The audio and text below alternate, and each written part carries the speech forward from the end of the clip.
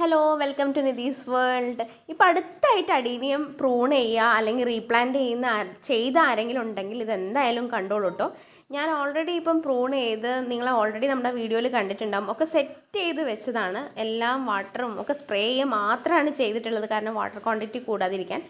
അങ്ങനെ ഒരു 2 വീക്സ് കഴിഞ്ഞ് നിങ്ങളൊരു വീഡിയോ എടുത്ത് കാണിക്കണം എന്ന് വിചാരിച്ച സമയത്താണ് എനിക്കൊരു പണി കിട്ടിയത്. ഈ പ്ലാന്റുകളൊന്നും ഡയറക്റ്റ്ലി റെയിനിലല്ല നിൽക്കുന്നത്, പക്ഷേ നമ്മുടെ ഹ്യൂമിഡിറ്റി ഇപ്പം നമുക്ക് കണ്ടിന്യൂസ് മഴയായത് കാരണം മഴയുടെ ശീതം പാറിയിട്ട് നമ്മുടെ ആ ഒരു ചാറ്റൽ മഴ ഉണ്ടല്ലോ പാറിയിട്ട് നമ്മൾ റീപ്ലാന്റ് ചെയ്തതിനൊക്കെ ചെറിയ പ്രശ്നങ്ങൾ വന്നിട്ടുണ്ടോ എന്ന് എനിക്കൊരു ഡൗട്ട്.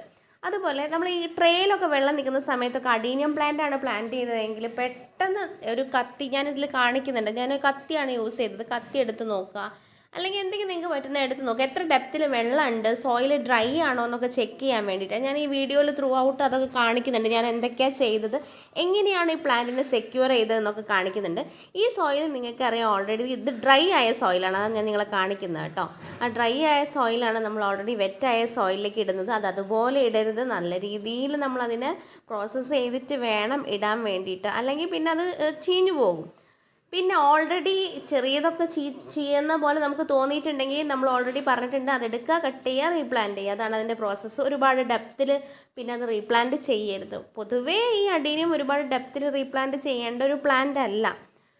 അങ്ങനെ നമ്മൾ ഓരോന്നും കാണിക്കാണ്ടോ. ഈ സൈഡിലാണ് നമുക്ക് മഴയുടെ ഒരു ചെറിയ പണി കിട്ടിയിട്ടുള്ളത്. അപ്പോൾ നമുക്കിനി സിറ്റ് ഔട്ട് നന്നായിട്ട് നാളെ ക്ലീൻ ചെയ്ത് നമ്മുടെ ട്രേ ഒക്കെ തുടച്ച് ക്ലീൻ ആക്കി ഇതൊക്കെ സിറ്റ് ഔട്ടിലേക്ക് മഴ കൊള്ളാത്ത ഭാഗത്തേക്ക് വെക്കണം. ഓൾറെഡി ആ സിറ്റ് ഔട്ട് ഫുള്ള് പ്ലാന്റ്സ് ആയി, ഇനി ഇവർക്കുള്ള സ്ഥലം ഞാൻ കണ്ടുപിടിക്കണം. അതുപോലെ നിങ്ങൾ റീപ്ലാന്റ് ചെയ്ത പ്ലാന്റ്സിന് എന്തെങ്കിലും പ്രശ്നങ്ങൾ വരുന്നുണ്ട് എന്ന് നിങ്ങൾ മനസ്സിലാക്കേണ്ട എങ്ങനെയാണെന്ന് വെച്ചാൽ, ഇതുപോലെ നല്ല മഞ്ഞക്കിളി ആയിട്ടുണ്ടാവും ലീവ്സൊക്കെ. അത് എത്രത്തോളം മഞ്ഞ ആയിട്ടുണ്ട് എന്നുള്ളതിനനുസരിച്ചാണ് അതിൻ്റെ ഡിഗ്രി ഓഫ് റിസ്ക് നമ്മൾ കാൽക്കുലേറ്റ് ചെയ്യേണ്ടത്. ഇത് നല്ല മഞ്ഞ കളറായിട്ടുണ്ട്, അതുകൊണ്ട് എനിക്ക് ഉറപ്പാണ് ഈ ഒരു പ്ലാന്റിൽ നമ്മൾ റീപ്ലാന്റ് ചെയ്ത സൈഡിലുള്ള പ്ലാന്റ്സ് ഒക്കെ എടുത്ത് കട്ട് ചെയ്തിട്ട് ചെയ്യേണ്ടിയിരുന്നു. കാരണം എന്താ വെച്ചാൽ ഇത്രയും മഞ്ഞ കളർ എന്ന് പറഞ്ഞിട്ടുണ്ടെങ്കിൽ അത്രയും അത് പ്രശ്നമാണ്, അതിൻ്റെ സ്റ്റെമ്മ് പ്രശ്നമായിട്ടുണ്ട്. ഓൾറെഡി ഈ ഒരു പ്ലാന്റിൻ്റെ പ്രത്യേകത എന്താ വെച്ചാൽ ഇതിൻ്റെ സ്റ്റെമ്മിൽ ഓൾറെഡി കുറേ വാട്ടർ സ്റ്റോറേജും കോഡെക്സ് ഫുള്ളും സ്റ്റോറേജും ഉള്ളതാണ്. മാസങ്ങളോളം അത്ര നനവില്ലെങ്കിലും നമ്മൾ ഓൾറെഡി ഇത് പ്ലാന്റ് ചെയ്യുമ്പം പറഞ്ഞിട്ടുണ്ട് വെള്ളം ഒഴിക്കേണ്ട ആവശ്യമില്ല, സ്പ്രേ ചെയ്താൽ മാത്രം മതി. നമ്മൾ അങ്ങനെ തന്നെയാണ് ചെയ്തത്. നമ്മുടെ സ്പ്രെയറാണ് കേട്ടോ മേലെ ഇരിക്കുന്നത്.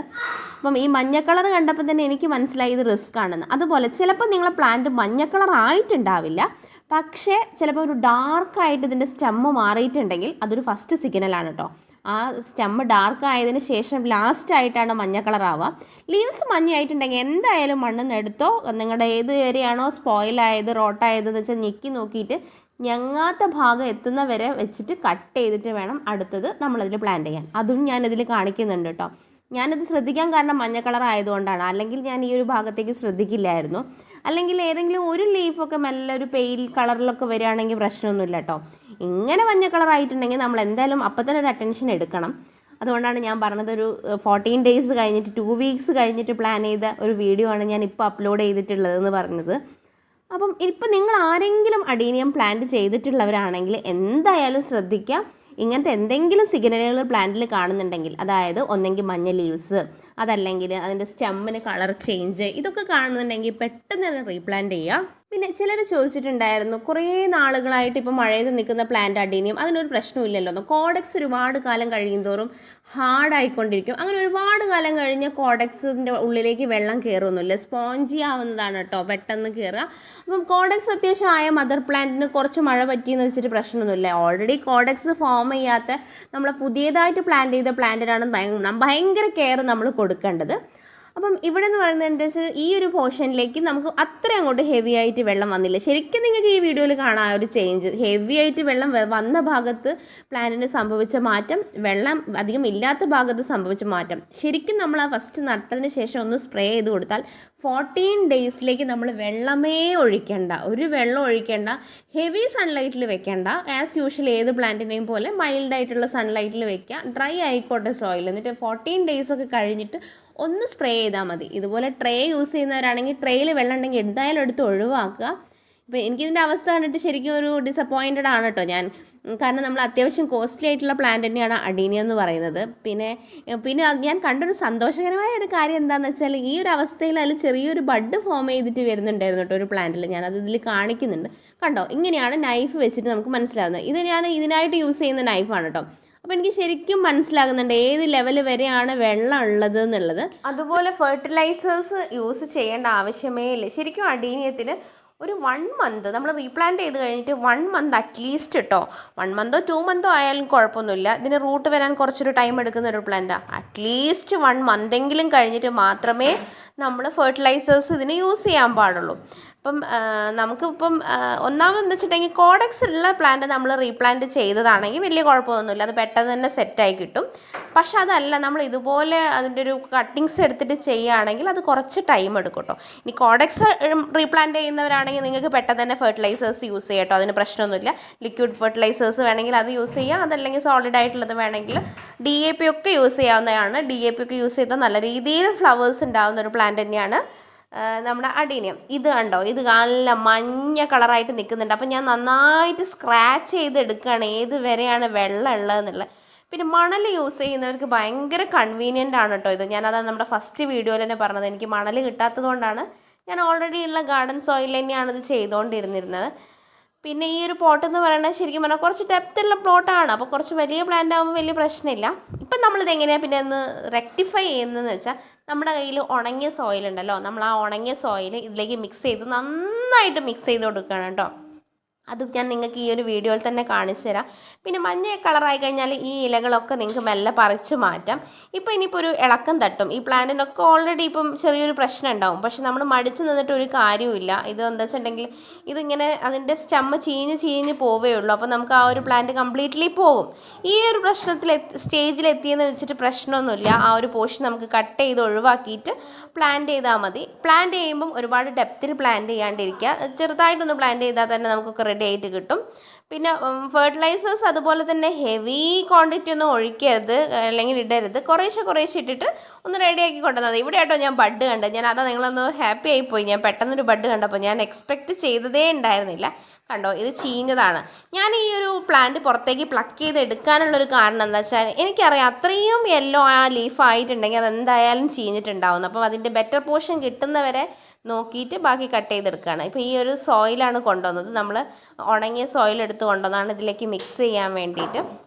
ഇനി ജസ്റ്റ് അത് മിക്സ് ചെയ്യുക, എന്നിട്ട് റീപ്ലാന്റ് ചെയ്ത് വെക്കുക എന്നുള്ളതാണ്. ഇതിന് പ്രധാനമായിട്ട് നിങ്ങൾ ശ്രദ്ധിക്കേണ്ട കാര്യങ്ങൾ എന്താ വെച്ചിട്ടുണ്ടെങ്കിൽ, വെള്ളം സ്പ്രേ ചെയ്യുമ്പം പ്ലാന്റ് ചെയ്ത അന്ന് നിങ്ങൾ വെള്ളം സ്പ്രേ ചെയ്യുക. അത് ജസ്റ്റ് ഒന്ന് സ്പ്രെയർ തന്നെ യൂസ് ചെയ്യണം കേട്ടോ. അപ്പം ആരുടെയും കയ്യിൽ സ്പ്രെയർ ഇല്ലെങ്കിൽ ഒരു സ്പ്രെയർ വാങ്ങിച്ചോളൂ, ഒരു നഷ്ടവും ഇല്ല. നമുക്ക് ത്രൂ ഔട്ട് വേണ്ടുന്ന സാധനമാണ്. സെക്യുലൻസ് ഒക്കെ യൂസ് ചെയ്യുന്നവരാണെങ്കിൽ പ്രത്യേകിച്ചും.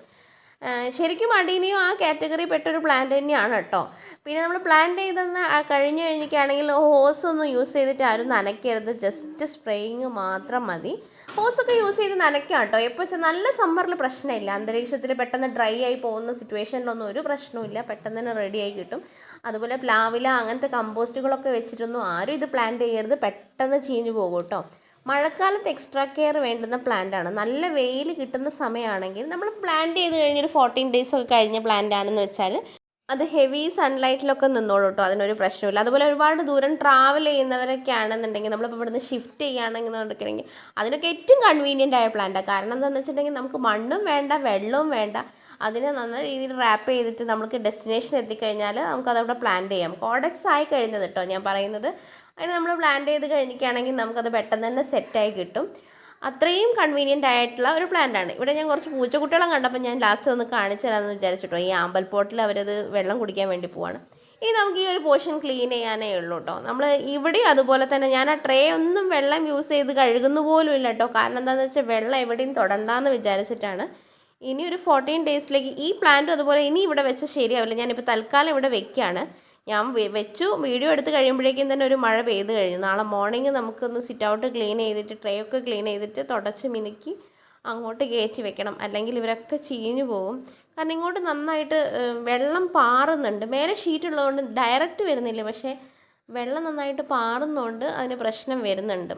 അതുപോലെ നമ്മൾ മണ്ണൊക്കെ ഇടുന്ന സമയത്ത് മിക്സ് ചെയ്യുന്ന സമയത്ത് മണ്ണൊക്കെ ആയിട്ടുണ്ടാവും പ്ലാന്റിൻ്റെ മേലെ. അതൊന്നും ആരും വെള്ളം ഷവർ ചെയ്ത് കഴുകി കൊടുക്കുകയൊന്നും വേണ്ട കേട്ടോ. വെള്ളം നമ്മൾ തൊടുന്നേ ഇല്ല. ഞാനത് പിന്നെ റിപ്പീറ്റഡ്ലി ഞാൻ പറയാൻ കാരണം എന്താ വെച്ചാൽ, നമ്മൾ ഓൾറെഡി ഏത് പ്ലാന്റിനാണെങ്കിലും നമ്മൾ വെള്ളം യൂസ് ചെയ്യുന്നതാണല്ലോ. ആ ഒരു ഓർമ്മയില്ലാതെ നമ്മൾ വെള്ളം അതുപോലെ ആക്കണ്ട വിചാരിച്ചിട്ടാട്ടോ. എന്നാൽ ഞാൻ ട്രേ ഒന്നും ഇതാക്കാത്ത, നമ്മളെവിടെയും വെള്ളം തൊടാത്ത നീറ്റായിട്ട് എപ്പോഴെങ്കിലും മഴക്കാലത്ത് നല്ലതായിട്ട് വെയിൽ വരികയാണെങ്കിൽ അപ്പം എടുത്ത് പുറത്ത് വെച്ചോളൂ, എന്നിട്ട് നല്ല വെയിൽ അങ്ങ് കൊള്ളിച്ചോളൂ. അതിനേക്കാളും നല്ലൊരു ട്രീറ്റ്മെൻറ്റ് ഈ റെയിനി സീസണിൽ അടീനിയത്തിന് വേറെ കിട്ടാനില്ല. അത്രയും അടിപൊളിയായിട്ട് ചെയ്തോളും. പിന്നെ ഇതിനൊരുപാട് ഫെർട്ടിലൈസേഴ്സ് നമുക്ക് ആഡ് ചെയ്യാം. പക്ഷേ ഈ ഒരു സിറ്റുവേഷനിൽ എപ്പോഴും ഇതിന് വാട്ടർ സ്ട്രെസ് നിൽക്കുമ്പോൾ ദയവ് ചെയ്തിട്ട് റെയിനി സീസണിൽ ഒരു ഫെർട്ടിലൈസേഴ്സും അതിന് ആഡ് ചെയ്യാതിരിക്കുക. അത് സമ്മർ സീസണിൽ വേണ്ടിയമാതിരി സെറ്റാക്കുക. ഇത് റെയിൻ സ്റ്റാർട്ട് ചെയ്യുമ്പോൾ തന്നെ ഓൾറെഡി നമ്മൾ കുറച്ച് നേരത്തെ ഇതൊക്കെ പ്രൂൺ ചെയ്ത് സെറ്റ് ആക്കേണ്ടതായിരുന്നു. അങ്ങനെയാണെങ്കിൽ ഈ ഒരു ഡിഫിക്കൽട്ടി ഒന്നും നമുക്ക് ഉണ്ടാവില്ലായിരുന്നു. കുഴപ്പമില്ല. ഇപ്പോൾ ഓൾറെഡി കട്ട് ചെയ്തവരുണ്ടെങ്കിൽ ഈ ഒരു കാര്യങ്ങൾ ശ്രദ്ധിച്ചാൽ മതി. നിങ്ങൾക്ക് പ്ലാന്റ് സർവൈവ് ചെയ്ത് പോകാൻ പറ്റും. വെള്ളം പാറുന്നില്ലാത്ത സ്ഥലത്ത് എവിടെ വേണേലും